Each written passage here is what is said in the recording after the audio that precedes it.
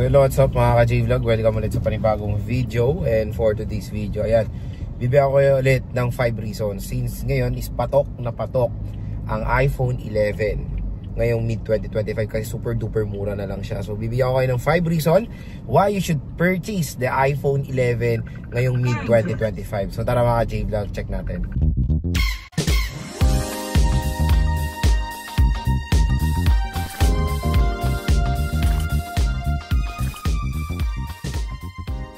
So yun mga ka-J-Vlog, nag-decide ako i-vlog ulit ang iPhone 11 lalo na ngayong mid-2025 kasi grabe ang laki po nung binaba niya compare nung ni-review natin siya nung early 2025 ng January kasi nasa range siya ng 15K for the 128GB.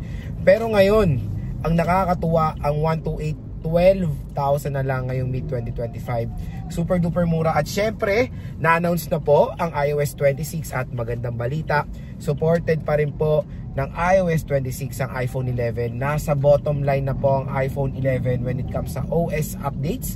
Kaya malakas pa rin naman ang kutob ko. There's a chance na ma-update pa rin to sa iOS 27. So malaki pa naman ang chance nito, iPhone 11. So longevity, matagal pa rin naman yan, huwag kayo mag-alala. So yun nga, ang iPhone 11 na 128 sa trusted natin seller sa Green Hills, wala na iba kundi si Diwata or si Ate Mayet, 12,000 pesos. And I think for the 256, 1,000 lang po ang difference. 13,000 pesos for the 256GB of internal storage na iPhone 11. So super duper mura. At yun nga, marami ngayon nagde-decide, ano ba, mag-XR ba ako or mag-11 ba ako? Kasi mga ka-J-Vlog, yung 10R is nasa nasa 10,000, 9,500 to 10,000 pesos yung 120GB ng iPhone 10R. So super duper minimal lang naman yung difference sila when it comes sa presyo. At yung mayroon ng malaking factor kung bakit kayo mag-11 compare sa 10R, yung iOS update. Kasi hanggang iOS 18 na lang po ang iPhone 10R. Sad to say, hindi na po updated sa iOS 26 ang iPhone 10R. So hanggang iOS 18 na lang siya. Pero don't worry, mga naka-iPhone 10R dyan, matagal nyo pa rin po magagamit ang iPhone 10R nyo. Kasi ang iOS 18, bilang pa kayo 5 taon para magamit yung OS na yan. 5 to 6 years pa kasi. Take for example, ang iPhone 7. 2021 niya nawala ng update. 2020 I think ang iOS 15, di ba? So 5 years na, still usable pa rin, di ba? 5 years to 6 years siguro pwede pa yung iOS 18. So yun nga, ang first reason natin why you should buy the iPhone 11 is affordability. Napakamura na lang po. Again, for as low as 12,000 pesos, makakabili na po kayo ng iPhone 11 na 128GB.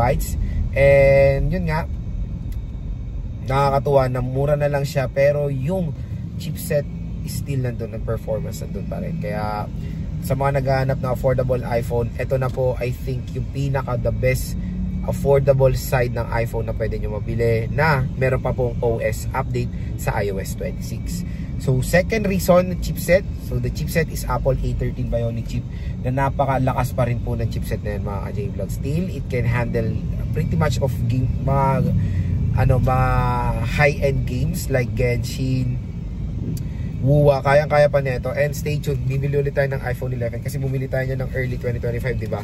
So bibili tayo ulit yan, i-review natin, mag-i-refresh tayo ng mga review ngayong mid-2025 kasi lalo na bago na po yung presyo niya. So yun nga, performance nandun, very snappy pa rin ang iPhone 11, opening of apps, lahat sa games. Pero syempre, ang ihila sa performance ng 11 is of course the battery. Expect nyo na yan, lalo na pag bibili kayo ng pre-love na marami na tayo makukuha mga iPhone 11 na 80 plus ang battery health. Ako nga, bumili ako ng iPhone 11 noong year 2023 na 81% battery health and still alive and kicking pa yan sa tita ko ng 70% battery health. Yes, mabilis siya malobat and recommendable na siyang palitan ng battery. Pero nakita nyo 81% ko siya nabili ng 2023, 70% na siya ng 2025. So matagal pa mababawas ang 80% battery health kahit na 81, matagal pa yan mga ka-J-Vlog. So yun nga, when it comes sa chipset niya, yun nga ang hihila talaga dito sa smartphone na to is yung battery. Okay yung chipset niya, maganda pa performance, battery lang talaga syempre 3,000 mAh. In today's specification ng smartphone, mababa talaga siya. Pero yun, nagamit naman natin ang iPhone 11 few times na, 2023, 2024, even 2025. Okay siya for day-to-day tasks or casual things. Pero pag maglalaro talaga kayo dito, asahan nyo na few hours lang talaga tatagal niya.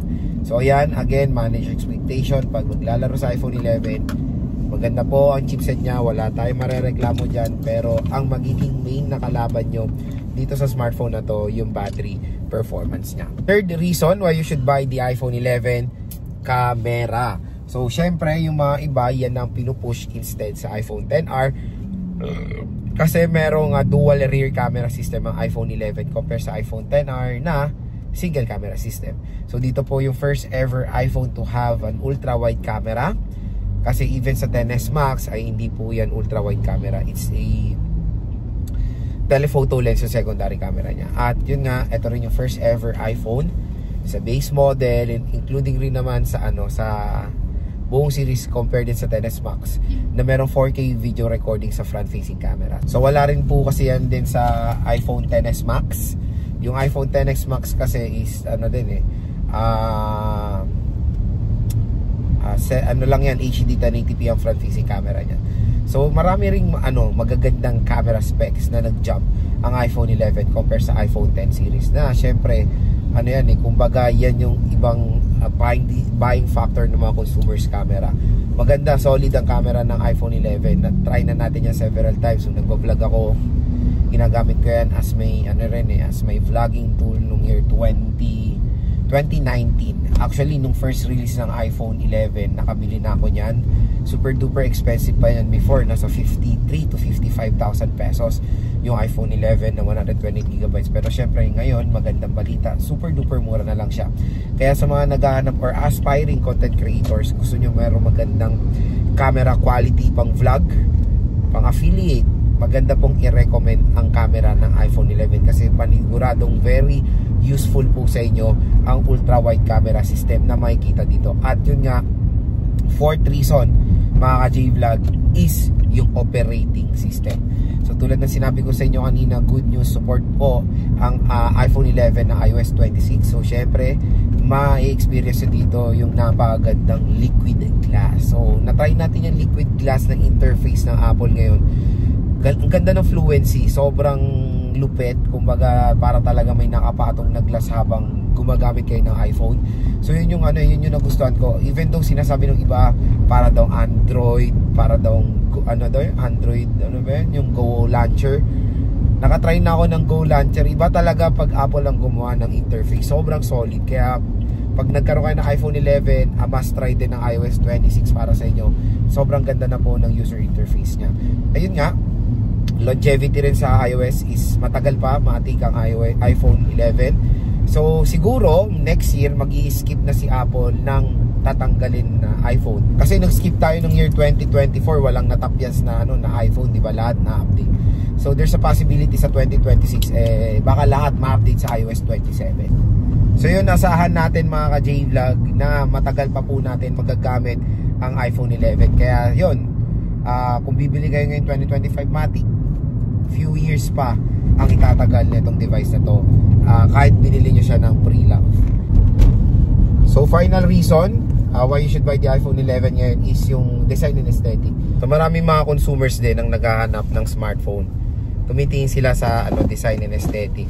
So yun nga, sa iPhone 11 kasi na base model, marami tayong color option dito compare sa Pro and Pro Max, medyo boring na yung nila, yung color color options nila.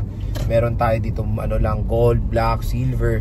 Compare sa iPhone 11 na very aesthetic yung mga color options nila, like mint green, lavender, yellow, red, diba? Yun din yung isang buying factor ng mga consumers, yung maraming color options sa iPhone 11 na base model. And of course, the screen size na is perfect din. Yan din yung ibang karamihan na hinahanap ng mga consumers or binibili ng consumers ngayon.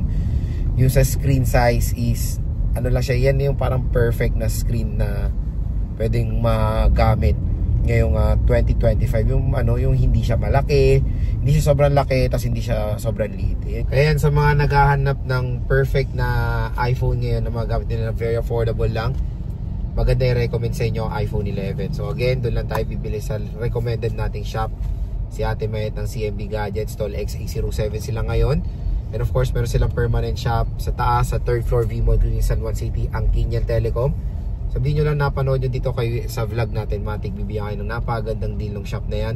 Pero ang pinaka main question, Lord, sulit ba ang iPhone 11 ngayon? So sa kanyang presyo ngayon na 12,000 pesos, matik mga J-Vlog, napakamura na lang eh. Sobrang sulit niya pa rin naman. Pwede, ano pa naman siya, matagal niya pa siya magagamit. Consider niyo yung SRP niya before, super duper expensive. Pero ngayon, nasa 12,000 pesos lang siya. At ang magandang balita pa nga, still supported pa siya ng iOS 26. So longevity, nandun pa rin yan. At kayang-kaya pa rin makipagsabayan ng iPhone 11 sa mga competitors niya na mga bagong labas sa mid-range smartphone today. Even though na LCD lang siya na compare sa mga Androids na AMOLED na sa ganyang presyo, pero iba kasing consumers ang habol sa pagbili ng iPhone is yung interface, yung iOS very user friendly, and of course yung napakaganda or gorgeous camera quality ng iPhone, including pag nagvi-video kayo, napakaganda po ng video camera ng iPhone 11. So yun mga J-Vlog, i-click nyo na lang po yung Facebook page natin na matatagpuan nyo dyan sa description box.